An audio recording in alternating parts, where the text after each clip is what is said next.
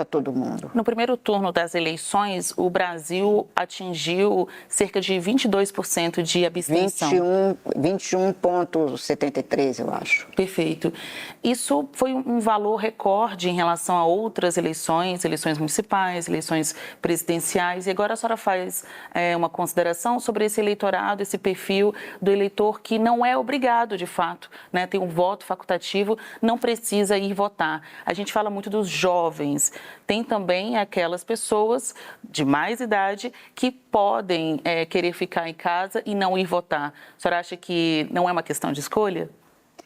Eu acho que é sempre tudo na vida uma questão de escolha, em primeiro lugar. Segundo, este não foi o número recorde, o índice recorde.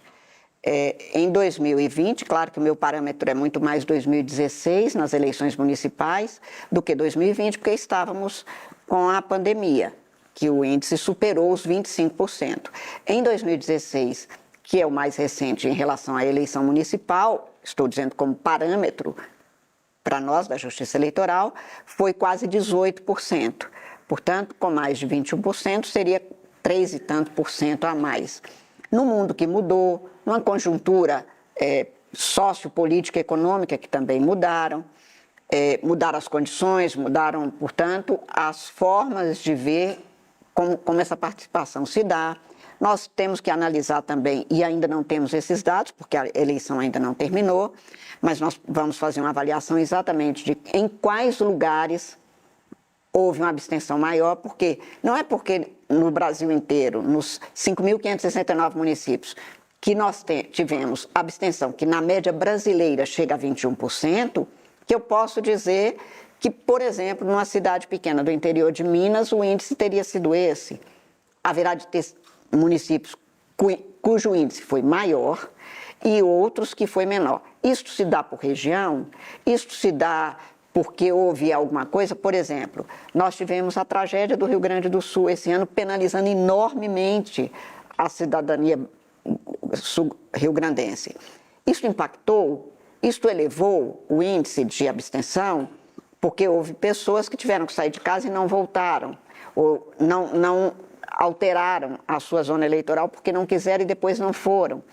Quais as condições? Nós tivemos estiagem no norte do Brasil. Qual foi o índice de abstenção? Então, eu acho que passar a régua, como se poderia dizer mais popularmente, como se fosse um índice igual no Brasil inteiro, numa eleição que é plural, são 5.500 e tantos, quase 5.600 eleições.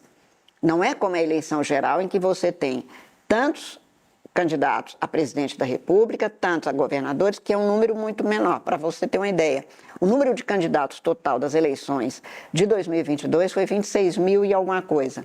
Agora são 465 mil candidatos.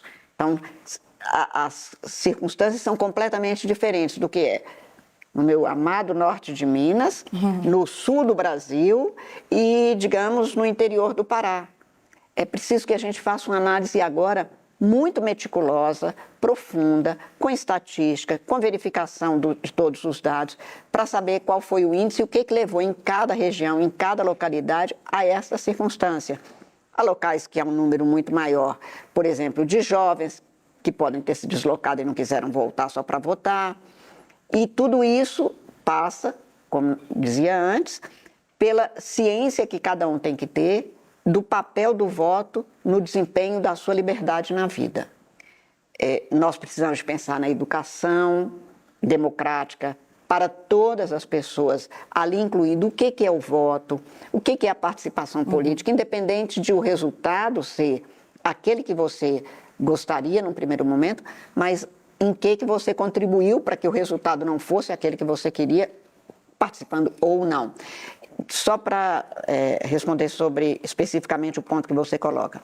Nós somos hoje, nós os velhos, as velhas, ou seja, aqueles com mais de 70 anos, 15 milhões e 800 e tantos mil pessoas. É um número muito considerável, 10% do eleitorado brasileiro. E esse voto é facultativo.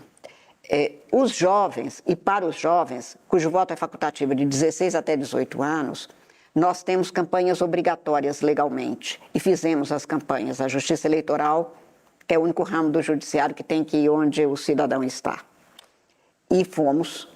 E a participação do eleitorado jovem facultativo foi de mais de 93%.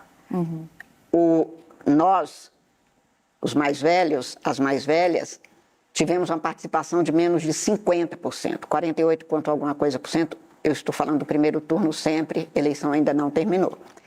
Mas claro que agora, com 33 milhões de pessoas, eu ainda não tenho esses dados. Isso significa que há uma série de dados que nós vamos ter que considerar. Nós melhoramos enormemente, por exemplo, a acessibilidade, que é um dos problemas dos idosos. Se a rua pode te causar algum tipo de transtorno e você tem alguma dificuldade de locomoção, o que é mais comum na pessoa mais idosa, é óbvio que isto desanima num dia que estiver chovendo, vai que eu saio.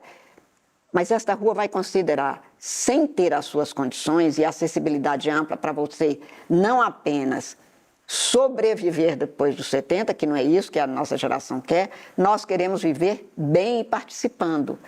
Portanto, nós precisamos de conversar sobre isso e convidar todos nós a sabermos quais são as circunstâncias, as condições que são exigíveis para que a gente possa sair de casa tranquilamente.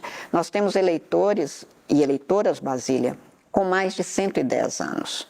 No Amazonas, a eleitora que é apontada no Tribunal Regional Eleitoral do Amazonas mais idosa, com a idade mais avançada, tem 114 anos. E mesmo assim ela vai votar? Imagino que tenha ido, depois nós vamos verificar. O considerado mais idoso, nos dados que se tem do TRE do Amazonas, eu não estou falando do Brasil, estou falando do Amazonas, tem 109 anos e fez biometria 2 anos atrás. Então, se há pessoas dessas que são exemplos, que são modelos, é preciso que a gente saiba o que a gente pode fazer mais, porque 15 milhões de pessoas decidem uma eleição presidencial, estadual, no caso dos estados, e é de uma importância enorme. Eu tenho atualmente dito que a vida vai se reinventando. Antigamente, havia a criança e o adulto. O adulto, quando chegava na minha idade, há uns 100 anos atrás, estava na hora já de ir para a sua viagem sem volta. Depois veio a juventude, década de 50 e 60, criaram a juventude, os jovens disseram, não, nós somos jovens e participamos e queremos participar, e tivemos uma grande revolução. Então passou a ter criança, jovem e adulto. A nossa geração está inventando a velhice, não senhor. Criança, jovem, adulto, nós, os velhos que estamos vivos, participantes, reclamamos da aposentadoria, reclamamos da calçada e queremos participar para que nós tenhamos ótimas condições de vida com ampla participação. Afinal, somos nós que podemos dar o exemplo do que é a falta de democracia, porque vivemos sem ela. Qual a importância disso na vida da gente? O que é viver num regime no qual você não tem liberdade? Sim, sim. O jovem hoje acha que a democracia é um dado, é um fato consumado. Não é. Democracia é um fazer todo dia.